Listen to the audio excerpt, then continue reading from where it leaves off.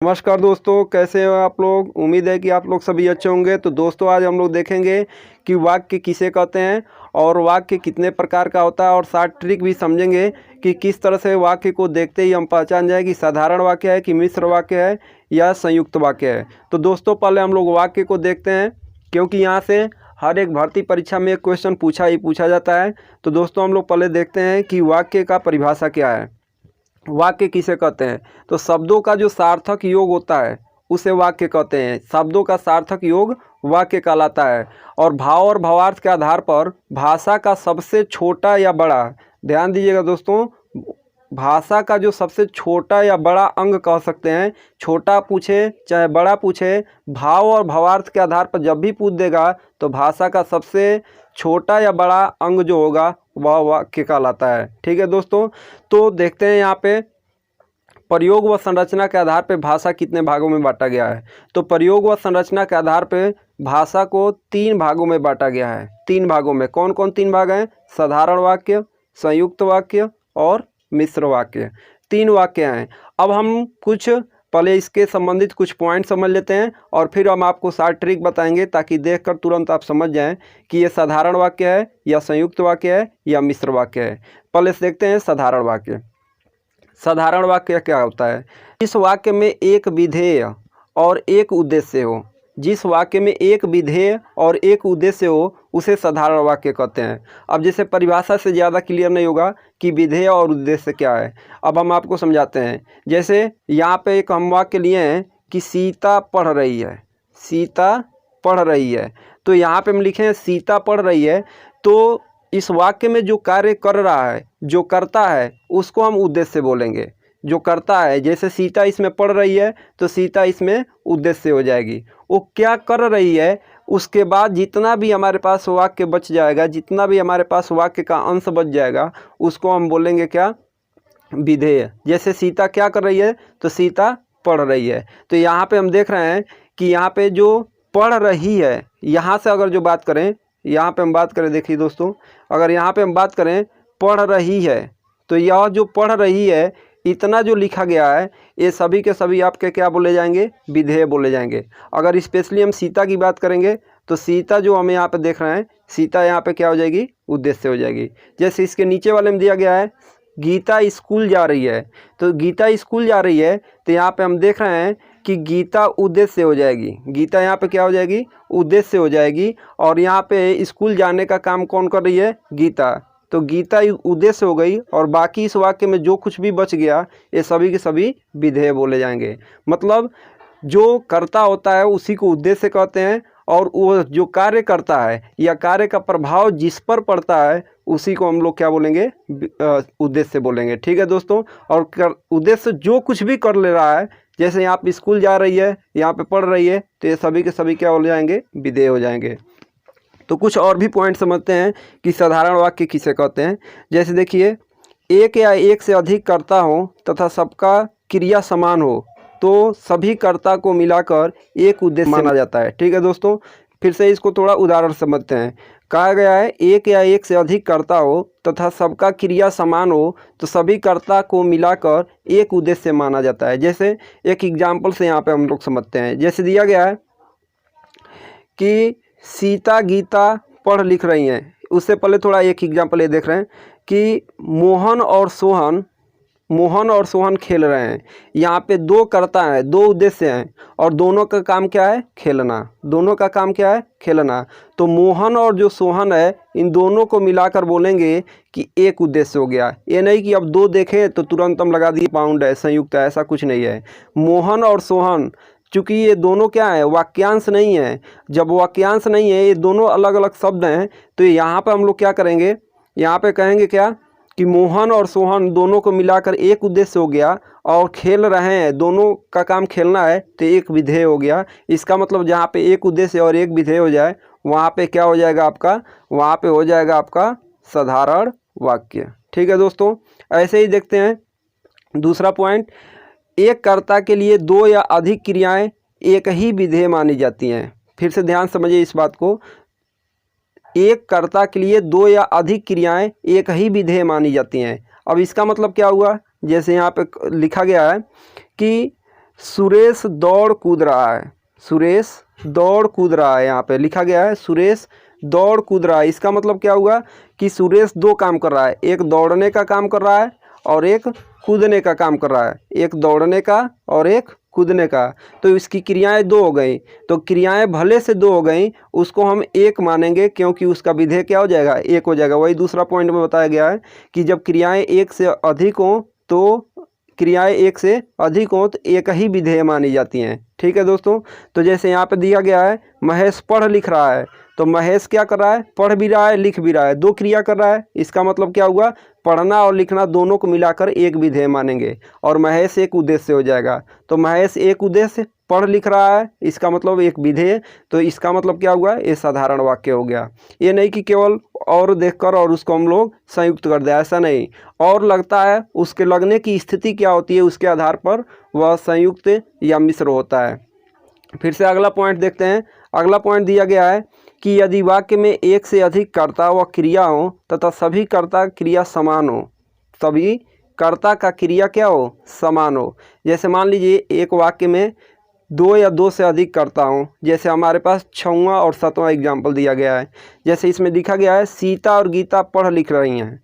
इसका मतलब क्या हुआ कि सीता और गीता दो हमारे पास क्या हो गए, नाउन हो गए, दो संज्ञा हो गए, और दोनों क्या कर रही हैं, सीता भी पढ़ रही है और गीता भी पढ़ रही है। सीता भी लिख रही है और गीता भी लिख रही है।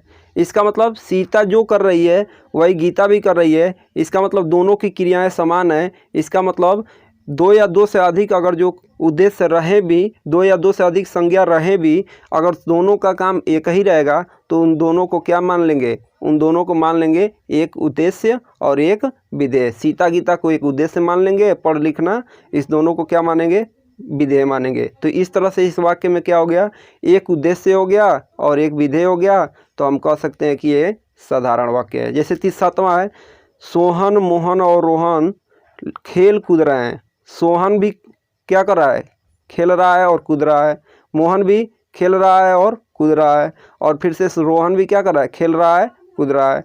तो तीनों का काम सेम है। इसका मतलब क्या हुआ कि जब तीनों का काम सेम है तो इसका विधेय एक ही हो गया, और तीनों जो हमारे पास हैं वह तीनों के एक उद्देश्य मानेंगे। तो एक उद्देश्य और एक विधेय हो गया। इस प्रकार से सभी के सभी क्या हो जाएंगे, साधारण वाक्य हो जाएंगे। ठीक है दोस्तों, फिर से हम समझते हैं संयुक्त वाक्य क्या होता है। तो संयुक्त वाक्य क्या होता है, तो इसमें दो या अधिक साधारण व स्वतंत्र उपवाक्य होते हैं। यदि एक उपवाक्य को अलग कर दें तो उसका अर्थ वैध हो जाता है। जैसे इसका अर्थ क्या हुआ, तो ध्यान समझिए यहाँ पे।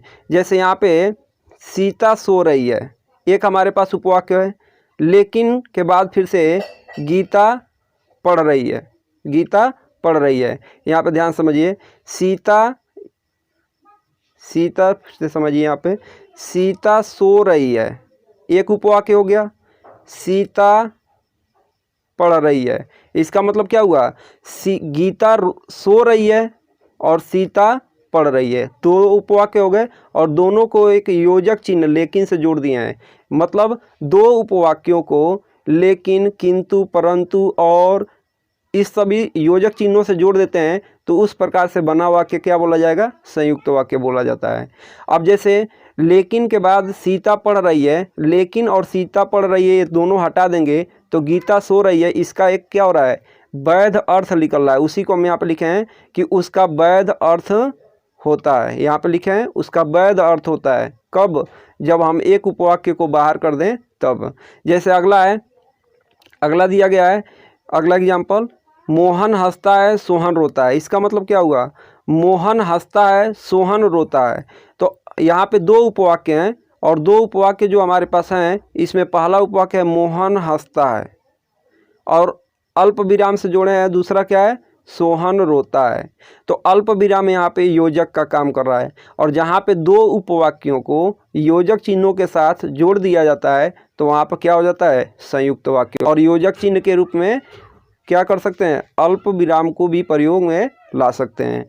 सूरज घूमने जाता है बल्कि मनोज पढ़ने जाता है। तो यहाँ पे योजक चिन्ह क्या हो जाएगा आपका, बल्कि। और बल्कि के पहले एक उपवाक्य हो जाएगा सूरज घूमने जाता है और दूसरा उपवाक्य हो जाएगा मनोज पढ़ने जाता है। ऐसे गीता स्कूल जाती है या तो बाजार जाती है। तो इस प्रकार से कुछ स्पेशल योजक चिन्ह है जिसको याद रखना है, और वो योजक चिन्ह अगर याद रहेगा तो आप आसानी से कहीं पे संयुक्त वाक्य देखकर पहचान जाएंगे।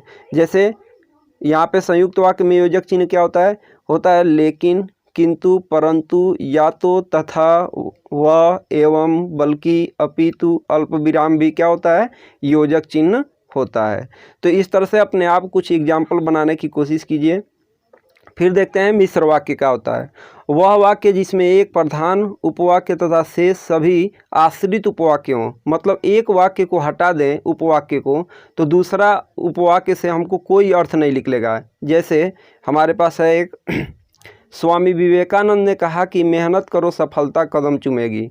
तो यहाँ पे जो दिया गया है स्वामी विवेकानंद ने कहा कि, अब यहाँ से हम स्वामी विवेकानंद ने कहा कि रहने दें, अब बाकी इसके नीचे का सब हटा दें तो स्वामी विवेकानंद ने कहा कि क्या अर्थ निकल रहा है, कोई अर्थ नहीं निकल रहा है। इसका मतलब क्या हुआ कि यहाँ पे इस उपवाक्य से हमको कोई भी अर्थ नहीं निकल रहा है। इसका मतलब ये क्या हुआ, मिश्र वाक्य हो गया। जबकि यहीं से कुछ अर्थ निकल जाता है तो वह संयुक्त वाक्य में चला जाता है। अगला एग्जाम्पल है, वह पढ़ने जाती है क्योंकि उससे अनुत्तीर्ण होने का डर है। यानी यहाँ पे योजक चिन्ह के रूप में क्या काम कर रहा है, क्योंकि, और वह पढ़ने जाती है, वह पढ़ने जाती है बस इतना बोल दें, और क्योंकि उसे अनुत्तीर्ण होने का डर है यह न बोलें तो इसका मतलब अगर ये चीज़ हम नहीं बोल रहे हैं, इतना हम नहीं बोल रहे हैं, ठीक है, तो वह पढ़ने जाती है। अब पढ़ने जाती है उसके आगे कुछ कहने वाले हैं जो हमको स्पष्ट नहीं हो पा रहा है।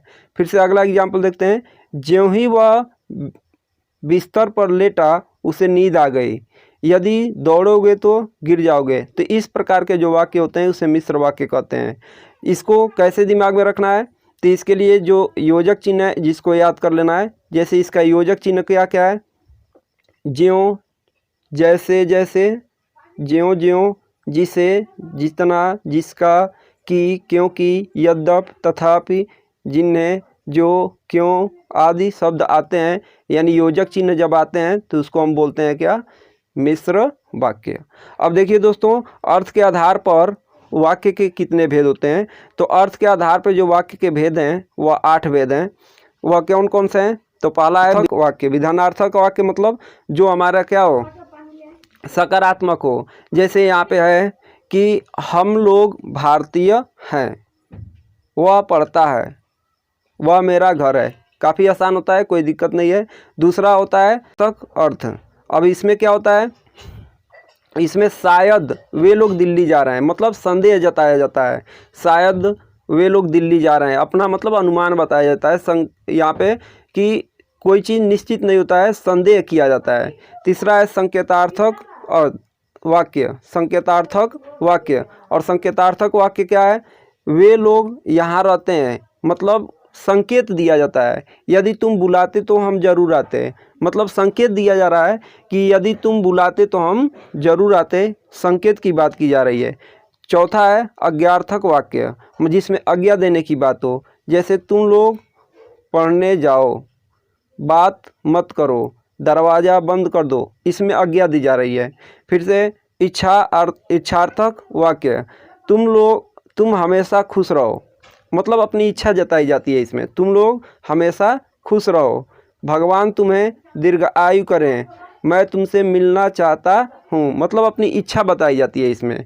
निषेधार्थक वाक्य क्या होता है, इसमें नहीं का बोध होता है, मैं पढ़ने नहीं जाऊँगा, सीता फूल नहीं तोड़ती है, यानी इसमें नहीं का सेंस आता है। फिर से होता है सातवां प्रश्नार्थक वाक्य। प्रश्नार्थक वाक्य क्या है, वे लोग क्या करते हैं, वे लोग क्या करते हैं, प्रश्न की बात की जाती है। हम लोग कहाँ जा रहे हैं, वह क्या खाना खाता है। तो इस तरह के वाक्य जो होते हैं जिसमें प्रश्नवाचक शब्द आते हैं उसे हम लोग क्या कहते हैं, प्रश्नार्थक वाक्य। और लास्ट है विस्मयबोधक वाक्य। विस्मयबोधक वाक्य कैसे पहचानेंगे, तो उसमें पहले क्या हो जाएगा, विस्मयबोधक शब्द आएंगे, जैसे वाह, अरे, ठीक है। तो इस प्रकार के जब आते हैं तो हम तुरंत देख कर पहचान जाएंगे विस्मयबोधक वाक्य है। वाह कितनी गर्मी है, अरे आप कब आएंगे। तो इस तरह के यहाँ पे क्या हो रहे हैं, शब्द आकर ये सूचित कर दे रहे हैं कि ये विस्मयबोधक वाक्य है। ठीक है दोस्तों, तो और भी इस प्रकार का अगर वीडियो देखना है तो आगे कमेंट सेक्शन में कमेंट करें, और चैनल को अभी तक सब्सक्राइब नहीं किया है तो चैनल को सब्सक्राइब और शेयर ज़रूर करें। धन्यवाद।